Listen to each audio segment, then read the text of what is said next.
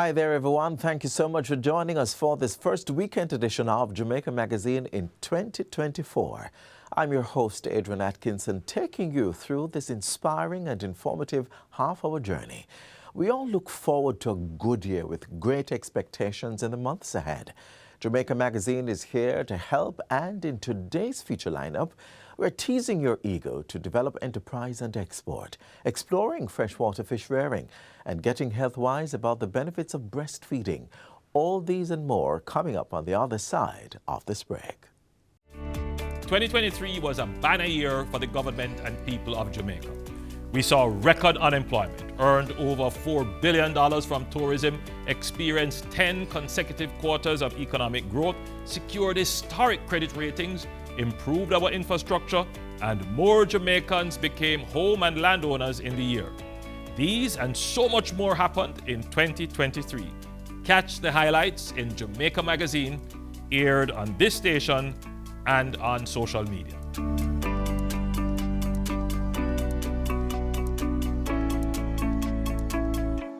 Thanks again for being here. The new year evokes new urges to succeed, at new feats, or accomplish old ambitions. It's good to know that government agencies are providing invaluable support to Jamaicans so they can achieve critical goals for national development. We see that on display in this next feature.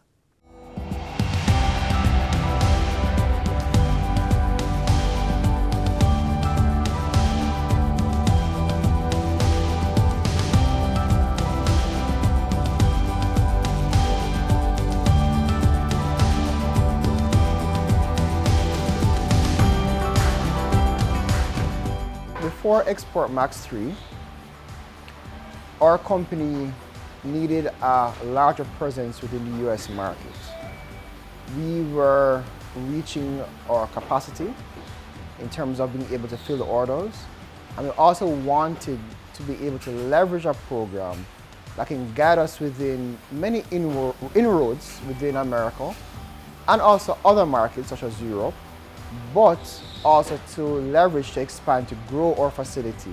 Now through the Enterprise Development for Export Growth Export Max program, enterprising goals like these are being realized. It is an initiative of Jamaica Promotions Corporation, JAMPRO, and is now in its fourth phase. Export Max started in 2011, coming out of an understanding that we had to do a little bit more hand-holding, look at companies and their specific needs, and then work with them so that they're ready to go into markets overseas. Micro, small and medium enterprises, MSMEs, are getting access to international markets for both goods and services. JAMPRO is arming these entities with the capacity and knowledge to be competitive and penetrate, hold and grow their share of these markets. The Enterprise Development for Export Growth Export Max program has been growing consistently since its inception as a pilot project in 2011 with 15 MSMEs. Sharp focus is on enhancing internal capabilities, encompassing finance, management, technology, productivity, and general business processes. Collectively, these serve to address the supply-side challenges faced by existing and potential exporters and export-ready firms. The first thing we do is our assessment of where they are, where they're going. We come up with a program of activities, and we work with our partners. So there's the Jamaica Productivity Center, the Bureau of Standards, it could be the Heart Trust, and then we have different interventions. So we have, through our partnership with the JMEA, and the Jamaica Business Development Center, we've worked with them to get business mentors and coaches, people that have been in the space of exports for a while and can teach them and show them some of the things they need to do. We would have access, we have an e-ping. It's a process where we get information to access a market. So it's certification requirements, standard requirements, testing requirements, and those kind of things. So we provide that information to MSMEs, and additionally now, on the other side, so the bottom up, we provide testing services in the labs. We have calibration services for equipment, microbe testing, engineering testing, and accreditation certification services. So the BSJ, from a top down and a bottom up, we have MSMEs to access these markets. We provide the working capital support for these exporters, mainly in pre-shipment and post-shipment financing. The pre-shipment finance would allow them to purchase their raw material, retool, equipment, in order to get them ready for export. In addition to that, we also have what we call a trade credit insurance. Jamaican companies are also getting introduced to global markets through JAMPRO-led trips to international trade shows. The agency is also ensuring local companies have a platform to capitalize on global e-commerce with market penetration support.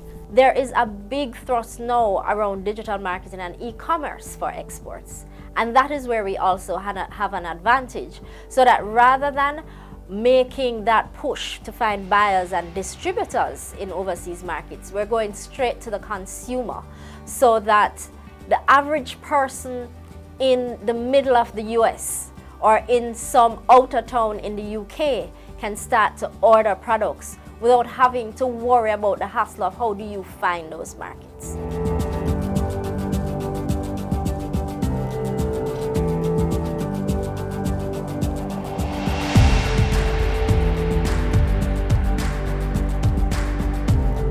Export Max was really good for us. We not only network with people amongst us within the Export Max, but with Team JAMPRO. They really mentor us through, we had training with technical advice, marketing plans being done for us, and they were just buzzed. Even through the old COVID era, they had created an online platform for us to still meet with our network with customers and new linkages as far as Dubai, Saudi Arabia, so we're able to get linkages into these markets. We have partners that we have worked with. Amazon, as you know, Jamaican companies can now put their products on Amazon for shipment overseas. There are other local companies such as Carib Shopper that we've worked with in the past, and there are others that are coming on board every day that we will continue to expose our companies to.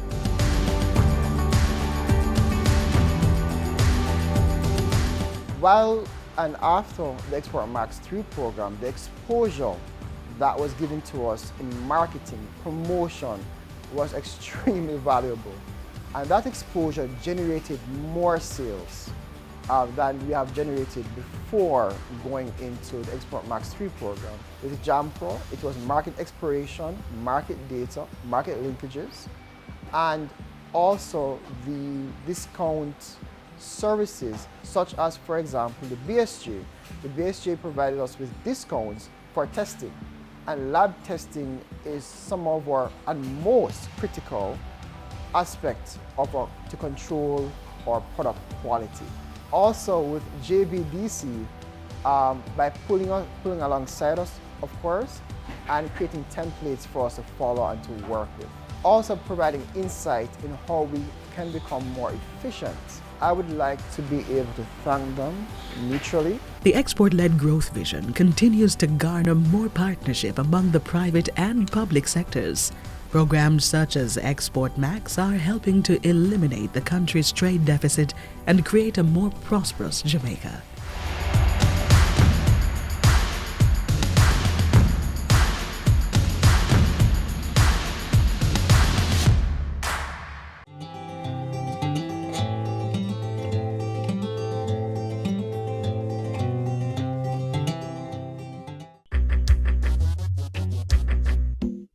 Nutritious food, succulent dishes, superior workmanship, and excellent service. Jamaica is on the go. Let's grow what we eat and eat what we grow. Let's harness the indomitable spirit of our most valued resource, our people. Let's support our local businesses. After all, buying Jamaican means building Jamaica. Thinking about a business idea you can pursue for the new year? Freshwater fish, tilapia in particular, is one of the economic activities cited for increased investment and growth. In our next feature, we are exploring how persons can get involved to provide freshwater fish as an affordable protein source and source of profitable income.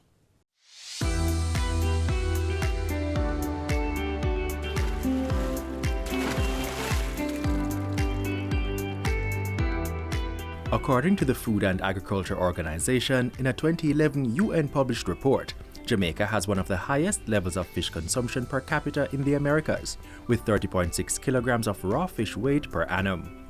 A substantial portion of the over 80% of marine fish consumed in Jamaica is, however, imported. The National Fisheries Authority is therefore focusing on tilapia production and marketing to meet the growing local appetite for fish. This has become necessary, especially due to the decline in coral reef fish stocks, the increasing demand for seafood, coupled with the huge untapped local market for tilapia, providing a perfect opportunity to increase import substitution. Tilapia is very important to the Jamaica food security strategy. For one, it's a priority under the National Fisheries Authority as to increase food and nutritional security. There are a lot of agricultural lands available that are capable of having fish ponds on it. There's also other government agencies who are looking to collaborate with to be creating aquaculture parks where we'll be having multiple ponds where persons can come on to grow their fish there, where we'll have the setups.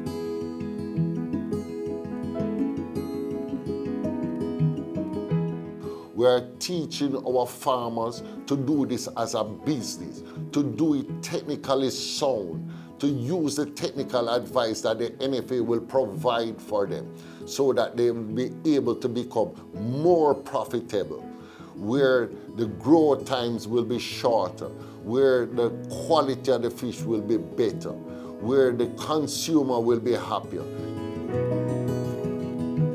Getting started in fish farming, it's as easy as ABC. Persons first need to get in contact with the National Fisheries Authority. Then, someone from our office will actually come, speak to the person, make arrangement to come and visit the location, and then we'll do what we call a site evaluation. Your next step is to get registered with the National Fisheries Authority. Registration process is easy.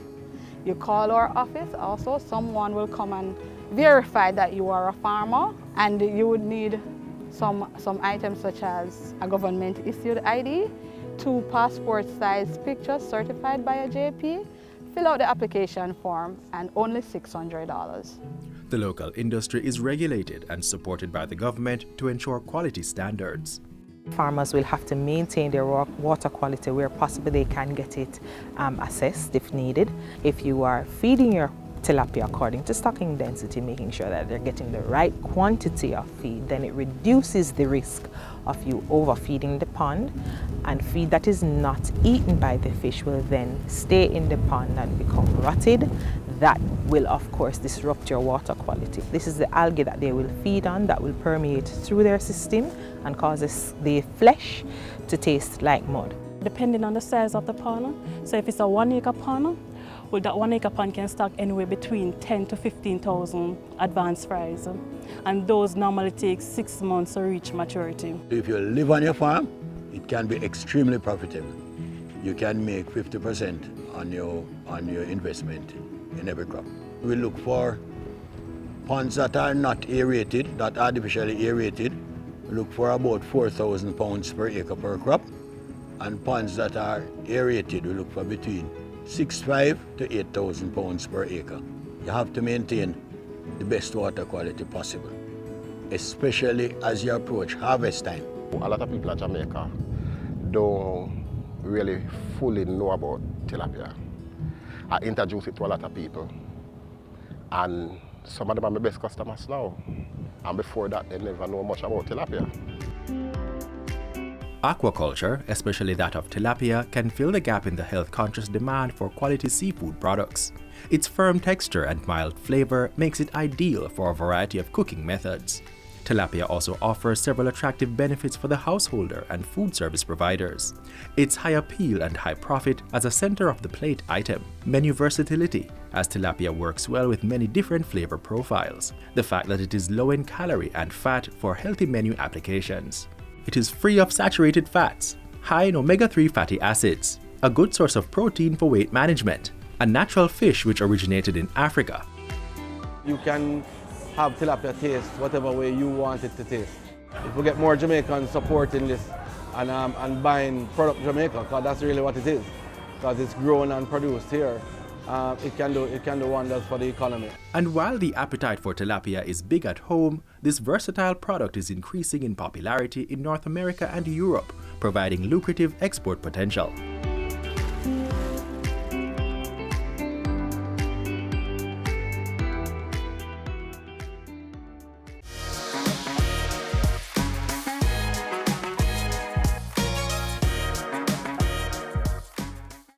Breast milk is the ideal food for babies and can satisfy all the infant's nutritional needs for the first 6 months of life. It provides much needed antibodies to protect them against all kinds of infections. Babies exclusively breastfed have less episodes of diarrhea, acute respiratory infection, and skin conditions. Breastfeeding also benefits mommies too, through decreased risk of breast and ovarian cancers, improved postpartum recovery, and reduced iron loss. Breastfeed your baby to give him or her the best start for a healthy life. Remember, breastfeeding is best. Balanced nutrition is key to good health and proper growth and development of children. For the very young, this can be easily achieved through breastfeeding. Keep watching to learn why the breast is best.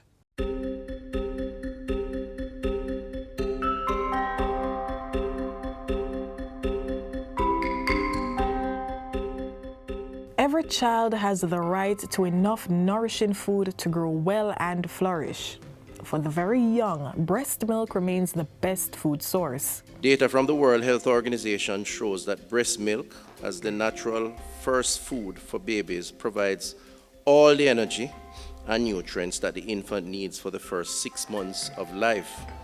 And it continues to provide up to half or more of a child's nutritional needs during the second half of the first year and up to 1/3 during the second year of life. Breast milk provides much needed antibodies to protect babies against all kinds of infections. The colostrum or foremilk, which is the first milk produced by mothers after giving birth, is the baby's first immunization against some infections. Babies who are exclusively breastfed have less episodes of diarrhea, acute respiratory infection, and skin conditions.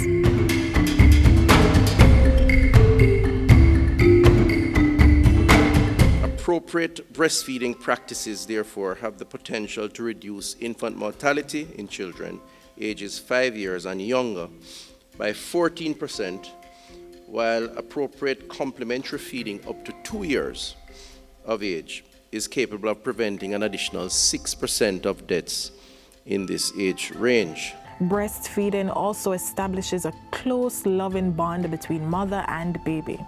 In addition, mothers benefit from improved postpartum recovery, reduced iron loss, and decreased risk of breast and ovarian cancers.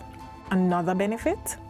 Mothers need not spend on infant formulas, which can be a huge financial burden. Breastfeeding is a universal solution that has proven to improving the health, well-being, and survival of women and children around the world. It helps to prevent malnutrition in all its forms, ensures food security for infants and young children, and thus helps to bring people and nations out of hunger and the poverty cycle. That's big. That's quite profound. Men can actively participate and support the breastfeeding mother. So even, for example, if the milk is expressed and placed in a clean container or cup, then the father can be the one to feed the child from the cup with the breast milk. In cases where the mother is breastfeeding, the father can support her by doing chores to ease her burden. Some quick tips on breastfeeding for mommy to eat from all the 7 food groups that keep you healthy. Continue taking your maternal supplements. Remember, baby is getting all its nutrients from breast milk, and make sure that when baby sleeps, you sleep, because babies don't have a special time to sleep, so you have to get rest when baby sleeps. Mothers who choose not to breastfeed are encouraged to discuss this issue with their healthcare provider. Individual counseling on breastfeeding is important for dispelling any myths or concerns. And we need to embrace the traditional approaches as it relates to lactating mothers as it relates to development of our newborns. And there is very little technology that is going to change that reality, that the breast is best and is still the best. Medical experts recommend the initiation of breastfeeding within half hour of birth. Do not give newborns any food or drink other than breast milk unless medically indicated. And encourage breastfeeding on demand. Also, don't give artificial teats or pacifiers to breastfeeding infants. The hope for the ministry is that every child receives a fair opportunity at benefiting from the tremendous nutritional and other critical values, psycho-emotional, physiological, economic, and hygienic advantages of breastfeeding. Do what's best for your child. Breastfeed and give them a healthy start to a long life.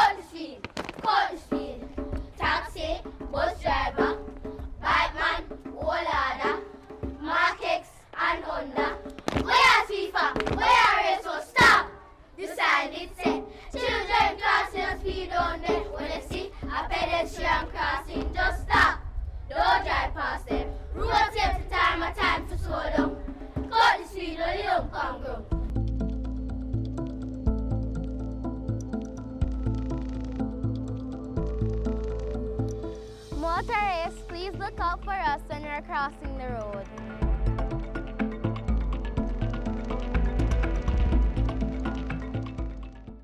Change is happening right before our very eyes. Special internship for 500 promising 5th and 6th form graduates. Removing fees from the Heart Trust NSTA. Promoting digital literacy and fostering innovation and entrepreneurship. Make sure that we give all opportunities to Jamaicans to access the financing of the NHT. Jamaica is on a pathway. Let us not deviate. Watch the review in Jamaica Magazine on January 8, right here on this station. We're close to the end of today's half-hour journey inside Jamaica Magazine, but before that, let's take a look at JUTC's temporary fare reduction. Commuters traversing public transport routes served by the Jamaica Urban Transit Company are enjoying savings from JUTC's fare reductions that took effect on January 1. Learn more in this next feature.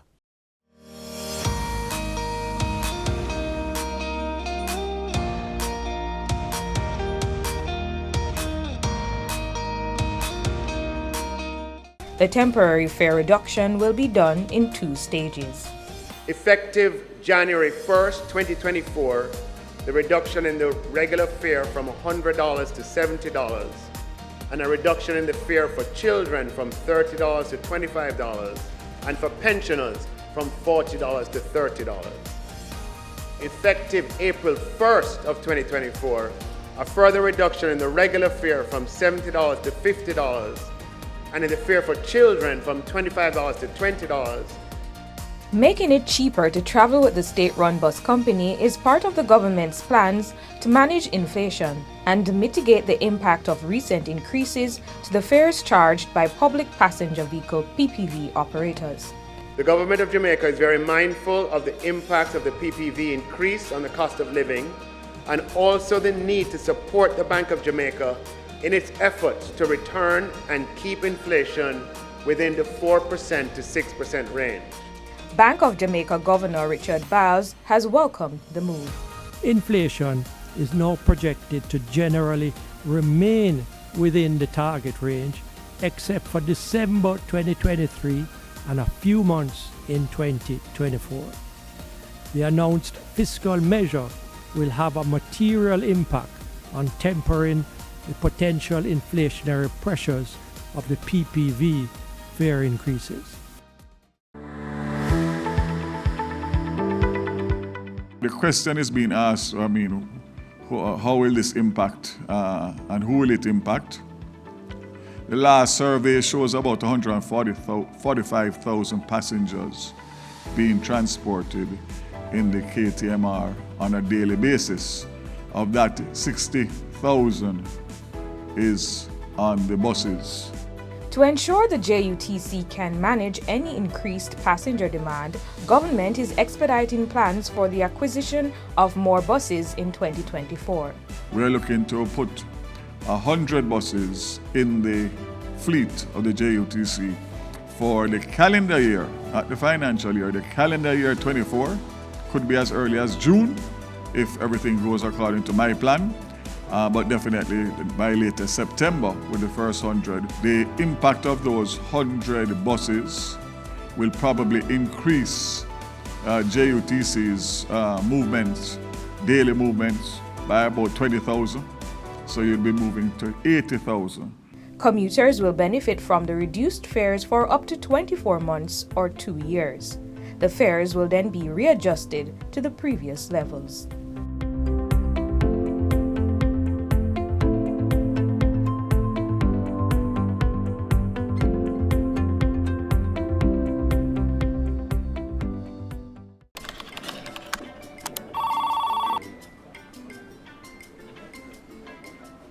Once upon a time in a Caribbean island known for its rich culture and natural beauty, lived a group of people who were buried in piles and piles and more piles of paper.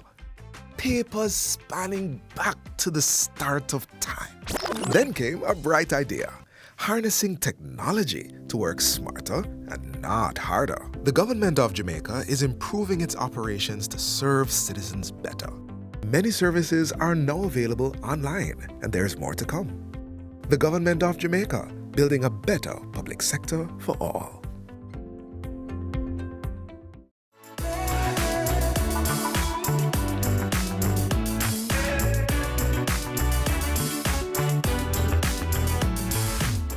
This is where we leave you on today's edition of Jamaica Magazine. Be here on this station tomorrow for more information you can use to transform your life.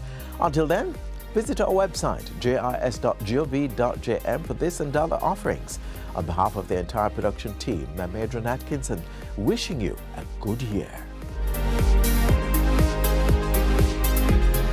This has been a production of the Jamaica Information Service, the voice of Jamaica.